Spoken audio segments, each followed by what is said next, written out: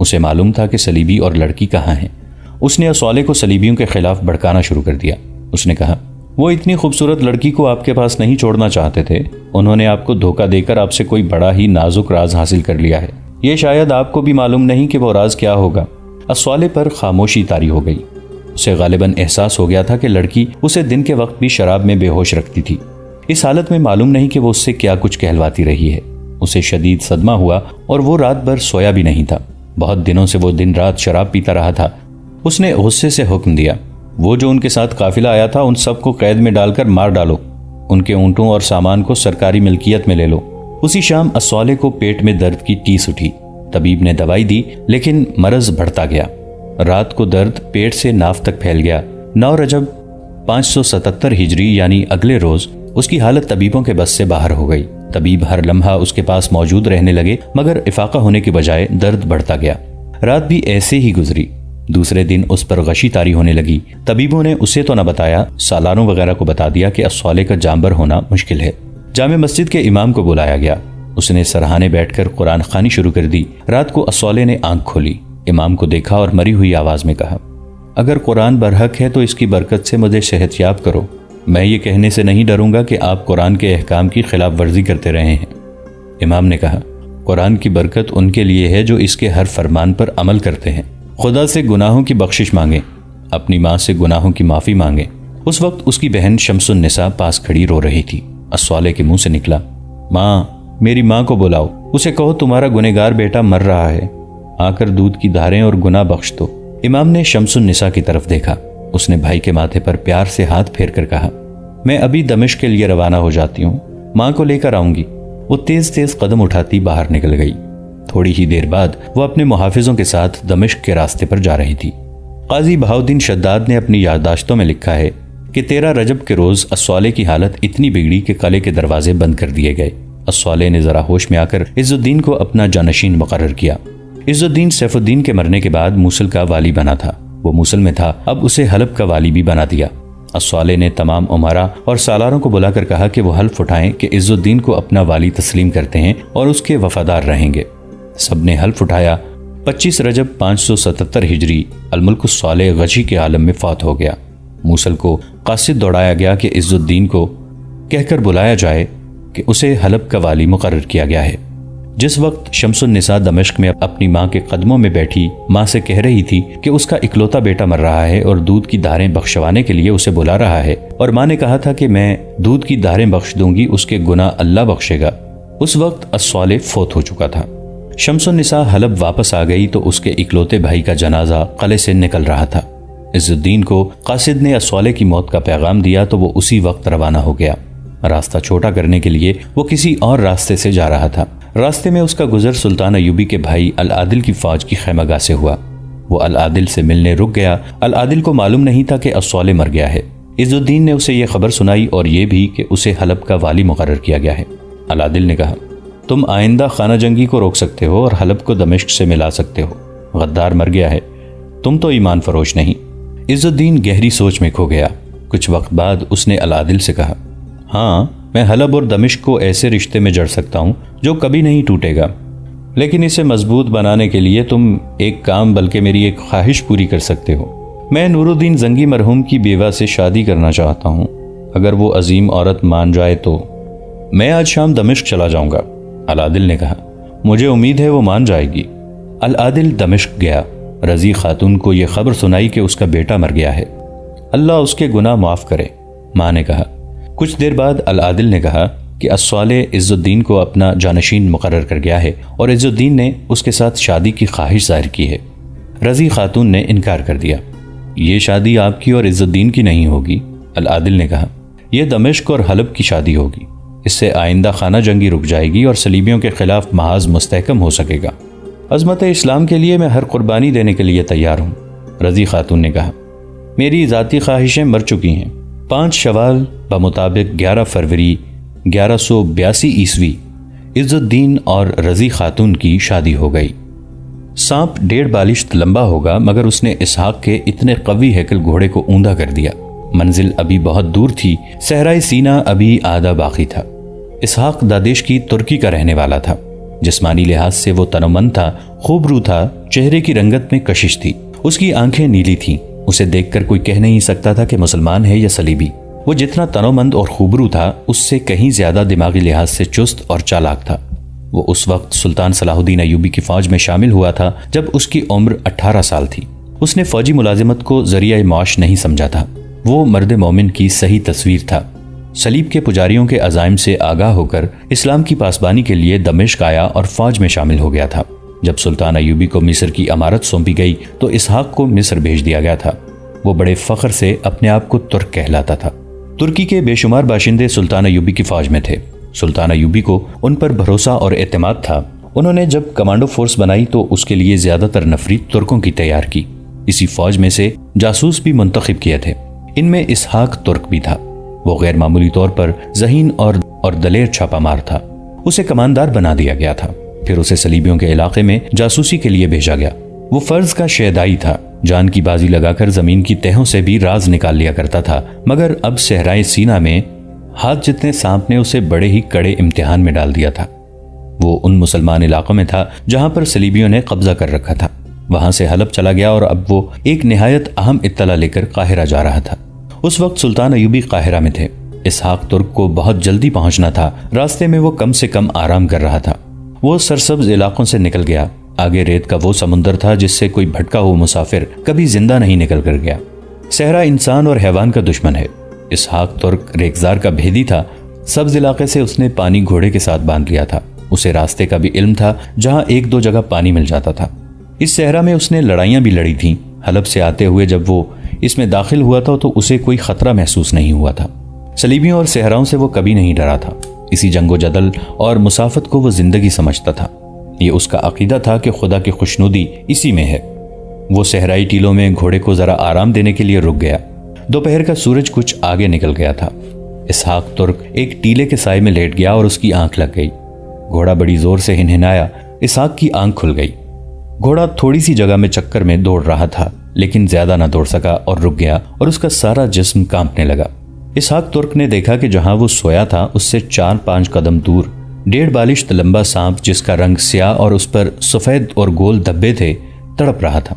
दुम की तरफ से उसका आधा जिस्म कुचला हुआ था। घोड़ा वहीं खड़ा था। इसहाक समझ गया कि सांप काटने से पहले या बाद घोड़े के पांव के नीचे आया है। वो अब चलने के काबिल नहीं रहा था। इसहाक तुर्क ने उसका सर अपने पांव तले मसल डाला। घोड़े के जिंदा रहने की उम्मीद खत्म हो गई थी। सहरा का बिच्छू और ये सांप इतने जहरीली होते हैं कि जिसे डस लें उसे पानी पीने की मोहलत नहीं मिलती।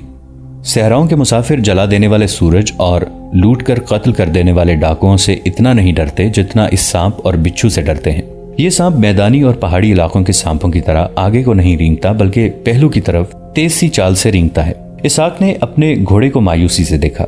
घोड़ा बड़ी जोर से तड़प रहा था। उसका मुंह खुल गया था। घोड़े की टांगें दोहरी हुई। फिर उसका पेट जमीन से लगा और वो एक पहलू पर गिर पड़ा। इसहाक तुर्क इसकी कोई मदद नहीं कर सकता था। ये आला नस्ल का जंगी घोड़ा था जो लकदक, सहरा, भूख और प्यास को खातिर में नहीं लाता था। ये तो एक नुकसान था कि ऐसा आला घोड़ा जाया हो गया था। उस वक्त नुकसान ये हुआ कि इसहाक तुर्क को पैदल काहिरा तक पहुंचना था। वो बहुत जल्दी में था। उसे खदशा था कि उसने ये राज जो वो सीने में लेके जा रहा है फौरन सुल्तान अय्यूबी तक न पहुंचाया तो बहुत बड़े नुकसान का बायस बन सकता है। उसने घोड़े को हसरत भरी नजरों से देखा।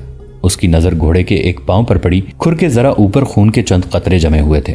यहाँ सांप ने काटा था। घोड़ा मर चुका था। इसहाक ने घोड़े की जीन से खजूरों का थैला और पानी का एक मशकीजा खोला और चल पड़ा। उसने मरे हुए सांप को देखा और नफरत से कहा, सांप और सलीबी की फितरत एक सी है। वो रेतले टीलों के इलाके से निकल गया। सूरज उफक से कुछ दूर रह गया था। इसका कहर उरूज पर था। वो अप्रैल 1182 ईस्वी के दिन थे, जो दुनिया के लिए बहार के दिन थे, मगर सहराओं में कभी बहार नहीं आती। इसहाक तुर्क के सामने उफक तक फैला हुआ रेत का समंदर था, जिसमें ये छोटी छोटी खुश्क झाड़ियां थीं। रेत इस तरह झुलस रही थी जैसे एक आध मील आगे पानी ही पानी हो और उसमें से शफाफ भाप उठ रही हो। इसहाक अभी ताजा दम था। वो खजूरों के थैले, मशकीजे, तलवार और खंजर का बोझ महसूस नहीं कर रहा था। उसकी चाल में जान थी और काहिरा बहुत जल्दी पहुंचने के अज़्म में अभी कोई लर्जा पैदा नहीं हुआ था। वो चलता गया और सूरज गुरूब हो गया। वो जरा सी देर के लिए रुका, चंद एक खजूरें खाईं, पानी पिया और चंद मिनट लेटकर उठ बैठा। वो बहुत खुश था कि बड़ी ही कीमती इत्तला सुल्तान अय्यूबी के लिए ले जा रहा है। उसे कुछ खाने और पीने की जैसे जरूरत ही नहीं थी। उसकी रूह सैर थी।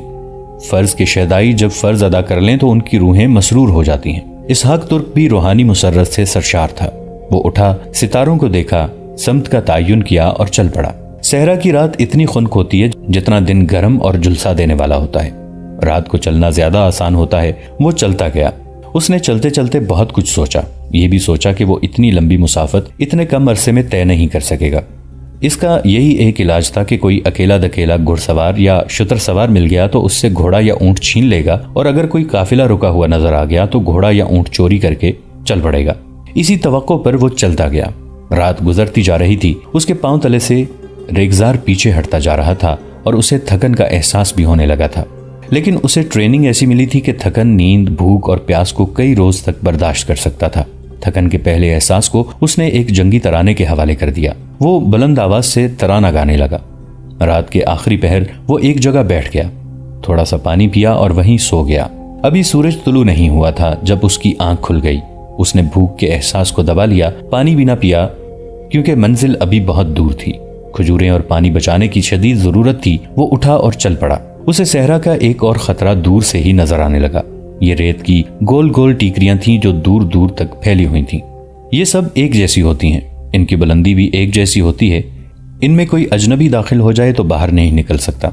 ये भूल भुलैया बनी होती हैं। बाज मुसाफिर एक ही टीकरी के इर्द गिर्द घूमते रहते हैं और समझते हैं कि वो सफर तय कर रहे हैं। सहराओं के भेदी भी इनसे डरते हैं। इसहाक को पहला एहसास ये हुआ कि टीकरियां उसके रास्ते में नहीं आनी चाहिए थी। इस सवाल ने उसे परेशान कर दिया। क्या वो उस रास्ते से भटक गया है जिससे वो वाकिफ था? वो अब इधर उधर कहीं नहीं जा सकता था। उसे इन्हीं में से गुजरना था। वो बढ़ता गया और टीकरियों में दाखिल हो गया। उस वक्त तक सूरज आ चुका था और सहरा तपने लगा था। वो टीकरियों में घूमता, मोड़ मुड़ता चलता गया। रेत उसके पांव जगड़ने की कोशिश कर रही थी। वहां की रेतली जमीन बता रही थी कि इसहाक से पहले यहां से कभी कोई मुसाफिर नहीं गुजरा। इसहाक चलता गया। सूरज सर पर आ गया तो वो भी रेत की इन्हीं ढेरियों में घूमता मुड़ता जा रहा था। वो एक और मोड़ मुड़ा और ठिठक कर रुक गया। उसने जमीन पर अपने ही पांव के निशान देखे जो एक और टीकरी के गिर्द मुड़ गए थे। तब उसे एहसास हुआ कि वो सहरा के बेहद खतरनाक धोखे में आ गया है। वो साथ वाली टीकरी पर चढ़ गया और हर सू निगाह दौड़ाई। उसे यूं नजर आया जैसे सारी दुनिया रेत के गोल गोल ऊंचे ढेरों के अलावा कुछ भी नहीं। सूरज की आग और रेत की गर्मी ने उसके जिस्म की नमी चूसनी शुरू कर दी थी। रेत ने उसके पांव जकड़ जकड़ कर मन वजनी कर दिए थे। उसने पानी पिया और समत का अंदाजा करके नीचे उतरा। उसे दिमाग हाजिर रखना था, हर मोड़ जहन में महफूज रखना था। वो ट्रेनिंग के मुताबिक चल पड़ा। अब वो दो ढेरी नुमा टीकरियों के सामने से गुजरता, उन्हें जहन में नक्श कर लेता, आगे चलता, पीछे देखता, मगर सहरा के जालिम असरात उसके दिमाग को माफ करने लगे थे। उसमें बर्दाश्त की कुव्वत औसत दर्जा इंसानों से ज्यादा थी, वरना वो कभी ना उठने के लिए गिर पड़ता। सूरज उफक से थोड़ा ही ऊपर रह गया था जब वो सहरा के इस धोखे से निकल गया, मगर उसकी टांगों में जिस्म का बोझ उठाने की ताकत नहीं रही थी। ये फर्ज की लगन थी जो उसे चलाई जा रही थी।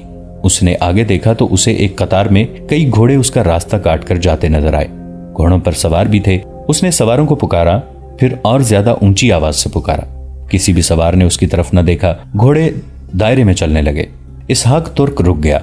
उसने आंखें बंद करके सर को जोर जोर से झटके दिए कि क्या पता ये घोड़े नहीं उसका वाहमा हो और ये शराब है जो सहरा का एक और खतरनाक धोखा हुआ करता है। उसका जहन साफ हुआ तो घोड़े गायब हो गए। झुलसती रेत और उसकी भाप नुमा चमक दूर तक देखने नहीं देती थी। अब वो कदम घसीट रहा था। उसे दिन और रात का भी एहसास ना रहा। एक जगह उसका पांव फिसला तो वो गिर पड़ा और लुढ़कता हुआ नीचे चला गया। इससे वो जरा सा बेदार हुआ। उसने इधर उधर देखा। वो नादानिस्ता मिट्टी की एक टीकरी पर गया था और वहां से गिरा तो नीचे आ पड़ा था। उसने पानी की शदीद जरूरत महसूस की। हालक में कांटे चुभ रहे थे और होंठ खुश्क लकड़ी की तरह अकड़ गए थे, मगर उसके पास ना कोई पानी का मशकीजा था, ना खजूरों का थैला। उसने उठकर इधर उधर देखा। दोनों का कहीं नामो निशान न था। वो मायूसी और बेबसी के आलम में चला। थोड़ा आगे देखा, उसे हर सू सफेद सफेद और शफाफ से शोले नजर आए जो उससे कुछ दूर गोल दायरे की शक्ल में उसे घेरे हुए थे। वो अब लाशऊरी तौर पर या नीम गशी की कैफियत में चल रहा था। वो रुक गया। उसे दो आदमी और एक औरत खड़ी नजर आई। तीनों उसी की तरफ देख रहे थे। उनके अकब में थोड़ी दूर खजूर के दरख्त भी उसे दिखाई दिए। उनके करीब टीले थे। इसहाक तुर्क उसे भी वाहमा और शराब समझा। उस पर जो मायूसी तारी हो गई थी उसमें इजाफा हो गया, जिससे उसके जिस्म में अगर कुछ सकत रह गई थी वो भी न रही। उसने उन आदमियों और औरत को आवाज देने को बेकार समझा। शराब और वाह में बोला नहीं करते, मुसाफिरों को अपनी तरफ घसीटते और पीछे हटते जाते हैं, हत्ता कि इंसान हार कर गिर पड़ता है और रेत उसका गोश्त पोस्त चूस कर उसे हड्डियों का ढांचा बना देती है। इसहाक तुर्क में इतनी सी जिंदगी रह गई थी कि उसने उन आदमियों और औरत को वाहमा समझा, मगर उसने चलने के लिए कदम उठाया तो उसकी टांगें दोहरी हो गईं और उसकी आंखों के सामने सहरा, शराब और वाहमा गुप्त तारीकी में छुप गए। उसे बातें सुनाई दी। वो आहिस्ता आहिस्ता होश में आ रहा था। बातें साफ होने लगी। वो रेत पर गिरा था। रेत आग पर रखी हुई लोहे की चादर की तरह तप रही थी, लेकिन होश में आते ही वो खुनकी महसूस कर रहा था। वहीं मरने दिया होता। उसे एक मर्दाना आवाज सुनाई थी, उठाओ और बाहर फेंक दो, कोई भूला भटका मुसाफिर है, ये कोई आम मुसाफिर नहीं लगता। एक और मर्दाना आवाज उसके कानों में पड़ी, जरा इसे होश में आने दो। ये आवाज किसी औरत की थी। मुझे शक है ये बेहोशी में बड़बड़ा रहा था। काहिरा कितनी दूर है? सुल्तान सलाहुद्दीन अयूबी, होशियार होकर काहिरा से निकलना, बड़ी कीमती खबर लाया हूं, शक रफा कर लेना चाहिए। इसहाक तुर्क उसे भी वाहमा या ख्वाब समझने लगा। उसे मालूम नहीं था कि ये आवाजें उन्हीं दो आदमियों और औरत की हैं जिन्हें उसने सहरा में अपने सामने खड़े देखा था। उन्हें उसने वाहमा समझा था, लेकिन ये इंसान हकीकी थे, वाहमा नहीं थे। तुम इसके पास बैठो, एक आदमी ने कहा। अगर होश में आ गया तो इसे पानी पिला देना और खाने के लिए भी कुछ दे देना, फिर हमें बताना कि ये कौन है। आदमी बाहर निकल गए। इसहाक ने आहिस्ता आहिस्ता आंखें खोली। उसके कानों में घोड़े के हिनहिनाने की आवाज पड़ी। वो यकलख्त बेदार हो गया और उठ बैठा। उसके मुंह से बेअख्तियार निकला, ये घोड़ा मुझे दो, लो थोड़ा सा पानी पी लो। एक निस्वानी आवाज ने उसे अपनी तरफ मुतवज्जे किया। उसके होंठों की तरफ एक प्याला बढ़ रहा था। औरत ने कहा, थोड़ा पीना, एक ही बार सारा ना पी लेना, मर जाओगे। उसे पानी की ही जरूरत थी। उसने ये देखने से पहले कि पानी पिलाने वाली कौन है, प्याला अपने हाथों में लिया और होंठों से लगाकर 2-3 घूंट पिए। प्याला होंठों से अलग करके बोला, मैं जानता हूं ऐसी हालत में ज्यादा पानी नहीं पीना चाहिए। उसने औरत को देखा। वो जवान लड़की थी। उसका लिबास उसी इलाके का सहराई खाना बदोशों की तरह का था, लेकिन उसके नक्शो निगार और रंग रूप से धोखा होता था कि वो खाना बदोश लड़की नहीं। उसके सर पर लिपटे हुए रुमाल में से जो बाल नजर आ रहे थे वो भी खाना बदोश लड़कियों जैसे नहीं थे।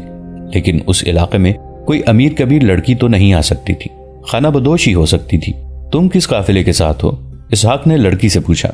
ये ताजिरों का काफिला है, लड़की ने जवाब दिया और पूछा, तुम कहां से आ रहे हो और कहां जा रहे हो? इसहाक तुर्क ने जवाब देने की बजाय पानी का प्याला मुंह से लगा लिया। पानी की नमी ने उसमें थोड़ी सी कुव्वत कुछ बहाल कर दी थी। उसे याद आ गया कि वो सुल्तान अयूबी का जासूस है और उसे अपना आप किसी पर जाहिर नहीं करना चाहिए। मैं भी ताजिरों के एक काफिले के साथ था, उसने सोचकर जवाब दिया। यहाँ से बहुत दूर एक रात डाकुओं ने हमला कर दिया, जो कुछ था ले गए, ऊंट और घोड़े भी ले गए। मैं वहां से भागा और भटक गया। मैं तुम्हारे लिए कुछ खाने को लाती हूँ, लड़की ने कहा और बाहर निकल गई। वो खेमे में था जिसमें दिया जल रहा था। उसने खेमे से जरा छुप कर बाहर देखा। चांदनी रात थी। उसे बाहर 3-4 आदमी इधर उधर फिरते दिखाई दिए। उसे लड़की की हंसी सुनाई दी। फिर उसने लड़की को अपनी तरफ आते देखा। वो पीछे हटकर अपनी जगह बैठ गया। लड़की ने उसके आगे खाना रखा जो वो खाने लगा। तुम अब काहिरा जा रहे हो? लड़की ने पूछा। नहीं, इसहाक तुर्क ने जवाब दिया। सिकंदरिया जा रहा हूं। सुल्तान सलाहुद्दीन अयूबी तो काहिरा में है, लड़की ने मुस्कुरा कर कहा। सिकंदरिया जाकर क्या करोगे? मेरा सुल्तान सलाहुद्दीन अयूबी के साथ क्या ताल्लुक हो सकता है? इसहाक ने हैरत से कहा। हमारा तो है, लड़की ने कहा।